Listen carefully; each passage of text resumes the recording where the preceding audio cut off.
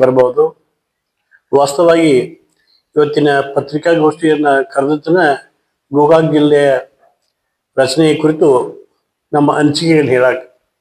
ಬಹುಶಃ ಹಿಂದಿನ ಪತ್ರಿಕಾಗೋಷ್ಠಿಯಲ್ಲಿ ನಾನೇ ಹೇಳಿದ್ದೆ, ಡಿಸೆಂಬರ್ 30, 2025 ಕೇಂದ್ರ ಚುನಾವಣಾ ಆಯೋಗದ ನಿರ್ದೇಶನ, ಕೇಂದ್ರ ಜನಗಣತಿ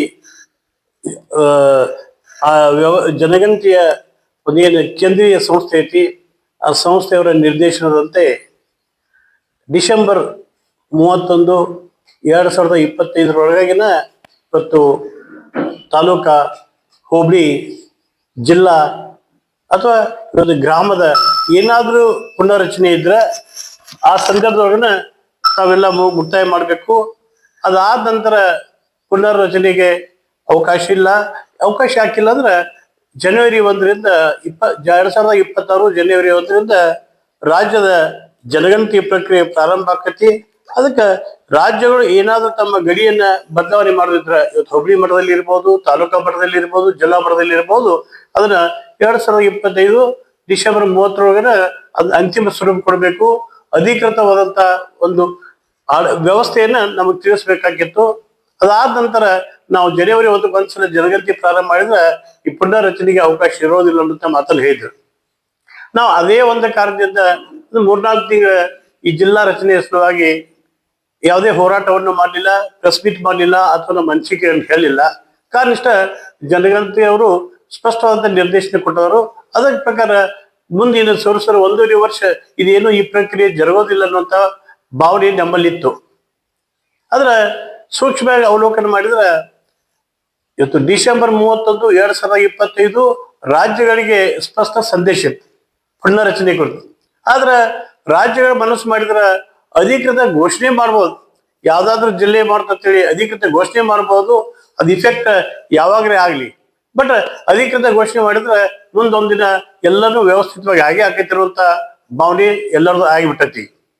ಅದಕ್ಕೆ ಅದೇ ಕಾರಣದಿಂದ ನಾವು ಕಳೆದ ಒಂದು 15-20 ದಿವಸದೊಳಗೆ ಮಾಧ್ಯಮದ ಮುಖಾಂತರ ನೋಡಾಕ್ತೀವಿ, ಚಿಕ್ಕೋಡಿಯವರು ಮತ್ತೆ ಜಿಲ್ಲಾ ರಚನೆ ಆಗ್ಬೇಕಂತೇಳಿ ಒತ್ತಾಯ ಮಾಡಿ ಆಗ್ರಹ ಮಾಡಕತ್ತಾರು. ಅದ್ರ ಜೊತೆಗೇನೆ ಮಾನ್ಯ ನಮ್ಮವರಾದಂಥ ಸನ್ಮಾನ್ಯ ಶ್ರೀ ಸತೀಶ್ ಜಾರಕಿಹೊಳಿ ಅವರು, ಜಿಲ್ಲಾ ಉಸ್ತುವಾರಿ ಸಚಿವರು, ಒಂದು ಹೇಳಿಕೆ ಕೊಟ್ಟರು. ಜಿಲ್ಲೆಗಳ ಪುನರ್ರಚನೆಯನ್ನ ಮಾನ್ಯ ಮುಖ್ಯಮಂತ್ರಿಗಳಾದ ಶ್ರೀ ಸಿದ್ದರಾಮಯ್ಯವ್ರಿಗೆ ನಾವು ಬಿಟ್ಟಿದ್ದೀವಿ, ಅವರ ಅಂತಿಮ ನಿರ್ಣಯ ತಗೋಬೇಕು ಅನ್ನುವಂತ ಮಾತನ್ನು ಹೇಳಿದ್ರು. ಅದಾದ ಒಂದು 2-3 ದಿವಸದೊಳಗನ ಈ ರಾಜ್ಯದ ಉಪಮುಖ್ಯಮಂತ್ರಿಗಳು ಮತ್ತು ಕಾಂಗ್ರೆಸ್ ಪಕ್ಷದ ಅಧ್ಯಕ್ಷರಾಗಿರುವಂತ ಸನ್ಮಾನ್ಯ ಶ್ರೀ ಡಿ ಕೆ ಶಿವಕುಮಾರ್ ಅವರು ಯಡೂರಿನ ಪೂಜ್ಯರ ಒಂದು ಸಮಾವೇಶ ಬಂದಾಗ ಒಂದು ಮಾತನ್ನು ಹೇಳಿದ್ರು. ಚಿಕ್ಕೋಡಿ ಜಿಲ್ಲಾ ರಚನೆಯ ಸಲುವಾಗಿ ನಮ್ಮ ಪರಿಶೀಲನೆ ಒಳಗೈತಿ, ಶೀಘ್ರವೇ ಅದಕ್ಕೆ ಪೂರಕವಾದಂತ ನಿರ್ಣಯ ತಗೋತನ್ನುವಂತ ರೀತಿ ಒಳಗೆ ಒಂದು ಹೇಳಿಕೆ ಕೊಟ್ಟರು. ಇದನ್ನೆಲ್ಲ ನೋಡಂತೆ ನಮಗೊಂದು ತಳಬಳ ಪ್ರಾರಂಭ ಆಯ್ತು. ಏನಪ್ಪಾ, ನಾವೊಂದೇನೋ ನಂಬ್ಕೊಂತ ಕೂತೀವಿ, ಆದ್ರೆ ಇನ್ನೂ ಮಠ ಅದಕ್ಕೆ ಫಲ ದೊರೀತಿಲ್ಲ. ಆದ್ರೆ ಯಾವ್ದಾದ್ರು ಈಗ ಹೇಳಿಲ್ಲ ನಾನು, ಜನಗಣತಿಯ ಬಗ್ಗೆ ನಿರ್ದೇಶನ, ಪುನರ್ರಚನೆ, ಈ ವಾರ್ಡ್ಗಳ ಪುನರ್ರಚನೆ ಇರ್ಬೋದು, ಜಿಲ್ಲಾ ಪುನರ್ರಚನೆ ಇರ್ಬೋದು, ಇದ್ರ ಬಗ್ಗೆ ಸ್ಪಷ್ಟ ನಿರ್ದೇಶನ ಇದ್ರು ಸಹಿತ ಅಧಿಕೃತವಾಗಿ ಜಿಲ್ಲೆ ಘೋಷಣೆ ಮಾಡ್ಬೋದಲ್ಲ ಅನ್ನುವಂಥ ಭಾವನೆ ಬರ್ತದೆ ನಮಗೆ. ಮುಖ್ಯಮಂತ್ರಿಗಳು ತೋರಿಸ್ತಾರೆ, ಮುಖ್ಯಮಂತ್ರಿಗಳು ನಿಮ್ಮ ಸಚಿವರು ಶಾಸಕರೆಲ್ಲ ಕೂಡಿಕೆ ಮೀಟಿಂಗ್ ಮಾಡಿ ಒಟ್ಟಾಭಿಪ್ರಾಯ ಹೇಳಿ ನಾವು ಮಾಡ್ತೀವಿ ಅಂತ ಅವ್ರು ಹೇಳ್ತಾರೆ. ಮತ್ತೆ ನಮಗ ದಿಗಿಲು ಬಿದ್ದೈತೆ. ಏನ್ ಮಾಡ್ಬೇಕು ನೀಡಿದ್ರೊಳಗ? ಯಾರು ನೀಡಿದ್ರಾಗಿ ಅವ್ರು ಕೇಳಿ ಈ ಕಡೆ ತೋರಿಸ್ತಾರೆ, ಇವ್ರ ಕಡೆ ಆ ತೋರಿಸ್ತಾರೋ, ಹಂಗಾಗಬಾರ್ದು. ಎಲ್ಲರೂ ತಮ್ಮ ನೈತಿಕ ಹೊಣೆಗಾರಿಕೆಯನ್ನು ನಿಭಾಯಿಸಬೇಕಾಗೈತಿ. ಮಾನ್ಯ ಮುಖ್ಯಮಂತ್ರಿಗಳ ನೈತಿಕ ಹೊಣೆಗಾರಿಕೆ ಐತಿ, ಮಾನ್ಯ ಉಪಮುಖ್ಯಮಂತ್ರಿಗಳ ನೈತಿಕ ಹೊಣೆಗಾರಿಕೆ ಐತಿ. ದೊಡ್ಡ ಜಿಲ್ಲಾ ಬೆಳಗಾವಿ ಐತಿ, 18 ಕ್ಷೇತ್ರ ಅದಾವು, 15 ತಾಲೂಕು ಅದಾವು. ನಮ್ಗೆ ಯಾವ ರೀತಿಯ ಒಂದು ಸಂಪನ್ಮೂಲತೆ ಬೆಳಗಾವಿ ಜಿಲ್ಲಾ ಸಿಗಬೇಕಾಗಿತ್ತು, ಅದು ಸಿಗಾಕಿಲ್ಲ ಅನ್ನುವಂಥ ಮಾತು. ಇವತ್ತು ನೋಡ್ರಿ ನೀವು, ಮೊನ್ನೆ ರಾಜ್ಯದ ಒಂದು ಸಮೀಕ್ಷೆ ಬಂತು, ತಲಾ ಆದಾಯದ ಒಂದು ತುಲನೆ ಇತ್ತು. ಒಬ್ಬ ಆ ಭಾಗದ, ಆ ಜಿಲ್ಲೆಯ ಪ್ರತಿಯೊಬ್ಬರ ವ್ಯಕ್ತಿಗತ ತಲಾ ಆದಾಯದ ಒಂದು ತುಲನೆ ಇತ್ತು. ಆ ತುಲನೆ ಒಳಗ ಬಹುಶಃ ನಮ್ಮ ನಂಬರ್ ಎಷ್ಟೈತೆ ಅಂದ್ರೆ 27, 28ನೇ ನಂಬರ್ ಇರ್ಬೇಕು ನಮ್ದು. ಬೆಂಗಳೂರು ಟಾಪ್ ಐತಿ, ಮಂಗಳೂರ, ಉಡುಪಿ ನಂಬರ್ 2 ಅದಾವು. 8 ಅವ್ರ ಲೆಕ್ಕದ ಪ್ರಕಾರ ಅವ್ರದ್ದು 8 ಲಕ್ಷ ಐತಿ. 8 ಲಕ್ಷ ಮೇಲ್ಪಟ್ಟು ಅವ್ರ ತಲಾ ಆದಾಯ ಐತಿ.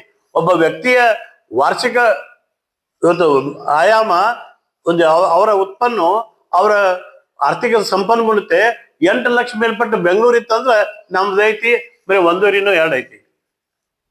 ಅಂದ್ರೆ ಇದನ್ನ ನಾವು ಸುಳ್ಳೆ ಮಾಡ್ಕೋಬೇಕಾಗಿದ್ಲ. ಎರಡೂವರೆ ಇರ್ಬೋದು ಬಾಂಬ್ರಿ, ನಾ ಅಂಕಿ ಸಂಖ್ಯೆ ಐತಿ, ಅದು ಬಿಟ್ನಿ ಅಲ್ಲಿ ತುಲನೆ ಮಾಡ್ಕೊಂಡ್ರೆ ನಮ್ ನಂಬರ್ 25 ನಂತರ ಐತಿ. ಇದು ನಮ್ದಷ್ಟ ಅಲ್ಲ, ಇಡೀ ಉತ್ತರ ಕರ್ನಾಟಕದ ಗುಲ್ಬರ್ಗಾ ಡಿವಿಷನ್ ಮತ್ತು ಬೆಳಗಾವಿ ಜಿಲ್ಲೆಯ ಪರಿಸ್ಥಿತಿನ ಇದಾಯ್ತು. ನಾವ್ ಯಾರು ಸಹಿತ ಅರ್ಧಕ್ಕಿಂತ ಮುಂದಿನ ಭಾಗದಾಗ ಇಲ್ಲ, ನಾವು ಕೊನೆಯ ಘಟ್ಟದಾಗ ಇದೀವಿ. 8 2 ಅಂದ್ರೆ ಅಷ್ಟೊಂದು ಅಸಮತೋಲನ ಇವತ್ತು ದಕ್ಷಿಣ ಕರ್ನಾಟಕದ ಜನರಿಗೆ ನಮಗೈತಿ. ಅದನ್ನೆಲ್ಲ ನಾವು ನೋಡ್ಕೋಬೇಕಾಗತಿ. ನಾವು